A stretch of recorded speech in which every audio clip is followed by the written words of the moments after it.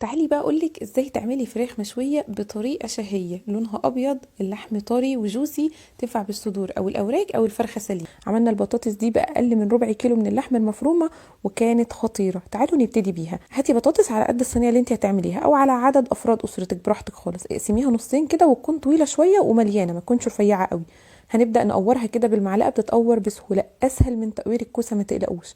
والتقوير اللي احنا بنقوره ده مش هنرميه. بص ده شكل البطاطس كده. انا خلصت الكميه كلها، ما اخدتش وقت. والتقوير ده هنعمله بطاطس بيوري للسحور عادي جدا. هاتي بقى طاسه، حطي فيها معلقه زيت وابداي شوحي البطاطس اللي عندك كده على كل ناحيه، تاخد لون ذهبي كده. نقلبها على الناحيه التانية بالشكل ده، نحط لها بقى ملح وفلفل وشويه كمون وشويه بابريكا. كده اتشوحت وبقت زي الفل معايا. هرفعها بقى من على النار ونبدا نحشيها مع بعض.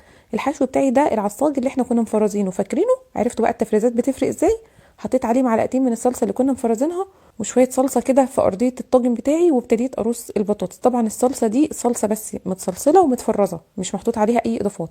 حطيت بعد كده الحشو بتاعي اللي هو اللحمه المفرومه اللي عليها الصلصه، وشويه صلصه على الوش، وشويه ميه صغيرين، نقول نص كوبايه ميه كده ولا حاجه.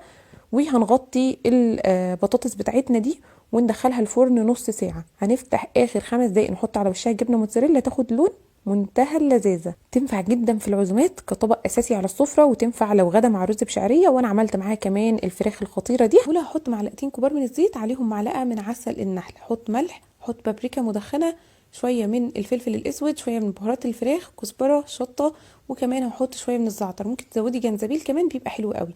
عصير ليمونه، معلقتين كبار من صوص الباربيكيو او الكاتشب لو مش موجود باربيكيو، فص توم اختياري، وممكن تبدليه بتوم بودره عادي لو مش عايزه. وحطي الفراخ بتاعتك وسيبيها في التتبيله اقل حاجه نص ساعه. بعد كده الجريل بتاعتك حطي فيها معلقه زيت وانزلي بالفراخ، بس تكون الجريل سخنه جدا ودرجه الحراره عاليه قوي. اول ما الفراخ تاخد معايا لون هقلبها على الناحيه التانية، وبرده تكون النار عاليه عندي. لو صدور زي دي متشرحه نصين كده هتغطي وتسيبيها بس 10 دقايق هتكون استوت معاكي. لو فرخه كامله هتاخد معاكي حوالي نص ساعه على نار اقل من المتوسطه بشويه، وتابعيها من وقت للتاني قلبيها. خطيره. شايفين طالعه عامله ازاي؟ تحفه من الاخر. جربوا بجد الوصفه دي هتعجبكم فوق ما تتخيلوا. شاربه من التتبيله، طريه ولونها ابيض من جوه وتحفه.